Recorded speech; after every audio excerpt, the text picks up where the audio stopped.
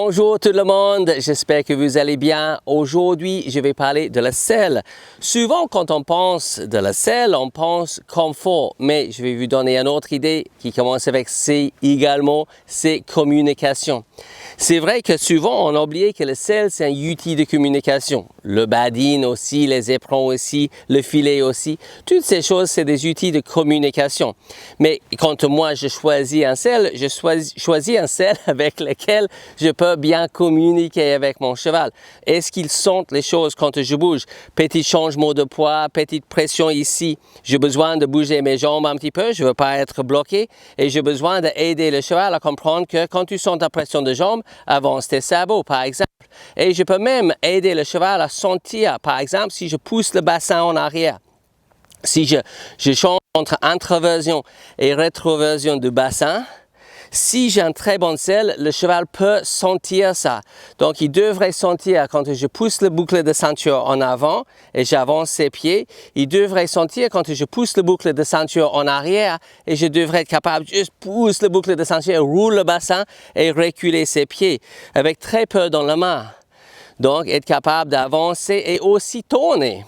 Par exemple, si je place les jambes juste derrière le sangle, donc j'ai besoin d'avoir un selle qui me permette d'être dans une bonne position.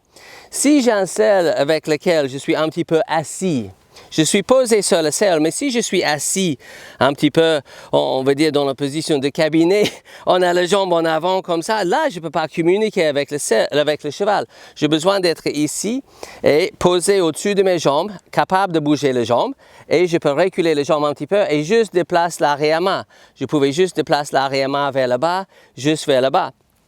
Et même sans avoir la main, je devrais être capable de déplacer le cheval un petit peu ici, un petit peu là-bas, ou déplacer les épaules, mettre une légère pression de jambe, déplacer l'épaule là-bas, déplacer l'épaule là-bas. Donc je pousse avec les jambes, bien sûr quand le cheval cède, j'enlève et j'aide avec la main s'il ne tourne pas.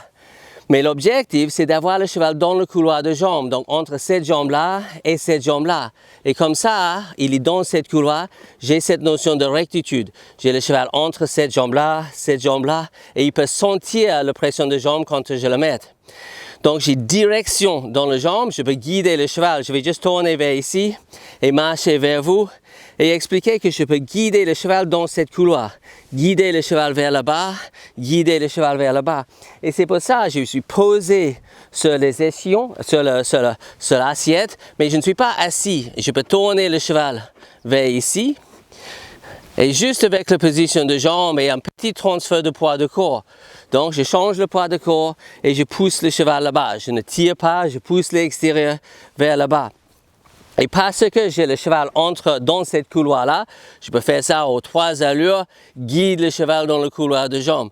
Je vais marcher vers vous et je peux guider le cheval un petit peu vers le bas et guider le cheval un peu vers ici, super. Donc, j'ai la direction plus dans les jambes. Avant de faire quelque chose avec la main, je fais quelque chose avec mon corps. Et c'est pour ça que j'ai besoin d'avoir un selle qui fait que le cheval peut sentir ce que je fais avec mon corps. Donc, avant d'agir avec la main, avant d'utiliser le filet ou pour tourner le cheval à gauche, à droite ou même arrêter, je vais faire quelque chose avec mon corps. Donc, avant que je tourne avec le rein d'ouverture ou le rein d'appui, je vais tourner avec le corps. Donc, je change mon corps, je mets un petit peu de jambe, je change la position du corps et je peux guider le cheval vers le bas. Je change la position du corps et je peux guider le cheval vers le bas. Et c'est la même chose quand j'arrête le cheval. Avant que j'utilise la main pour arrêter, je vais faire quelque chose avec mon corps. Donc, quelque chose dans ce cas-là avec l'assiette. Je vais trotter le cheval vers ici. Et je dois être capable de garder une assiette assez compréhensible, que le cheval peut sentir ce que je suis en train de faire, tourner vers là-bas. Et si je bloque l'assiette, je m'assois, je bloque l'assiette et j'utilise la main s'il n'arrête pas. Mais juste avant d'agir avec la main, j'utilise l'assiette. Et le cheval, comme ça, je prévenir le cheval que la main va arriver. C'est comme un petit code que je dis avant que je fais quelque chose fort avec la main, je fais quelque chose avec l'assiette. Même chose pour avancer. Je roule l'assiette en avant et je peux partir. Je peux guider le cheval dans le couloir de jambes, guide le cheval vers ici, tourner vers là-bas, bloque l'assiette et après utilise la main. Et comme vous pouvez constater dans la vidéo, je bloque l'assiette et le cheval commence à reprendre déjà. Donc, je ne maintiens pas le cheval en avant. Je n'ai pas besoin de pousser. Je lance le mouvement. Je tourne. Je guide le cheval. Arrête l'assiette. Et après, utilise la main.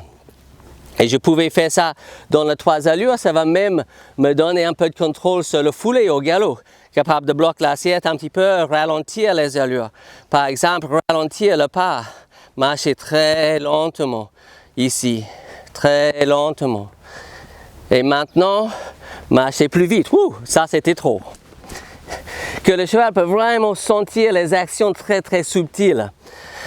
C'est déjà marqué dans toute idée d'équitation, le moins qu'on fait, le mieux qu'on fait. Donc les actions très subtiles devraient obtenir des réponses. Et après, je peux mettre le cheval en place. Mais je n'ai pas besoin de faire tout avec la main. Si j'ai le sel qui permet que je communique clairement avec mon cheval. Sinon, je fais la direction, l'impulsion, la flexion, tout avec la main. Mais maintenant que j'ai la direction, le cheval dans le couloir de jambes, j'ai moins d'écart, j'ai un bon accélérateur, un bon frein, et maintenant je peux juste mettre le cheval en place. Et j'ai une vraie indépendance dans les aides. Mais c'est très difficile de parler d'indépendance dans les aides et mettre le cheval en place. Toute légère. Mais c'est très difficile de parler d'indépendance dans les aides si nos actions de jambes, nos actions d'assiette ne sont pas du tout claires pour le cheval. Et pour que ces actions soient claires, il faut avoir le sel qui permette la communication le plus précise que possible. Donc, choisis bien votre sel parce que la précision avec la communication est très important pour la légèreté et pour la communication avec le cheval. Moi, je choisis cette selle en intéresse parce que ce n'est pas juste un siège, c'est un outil de communication.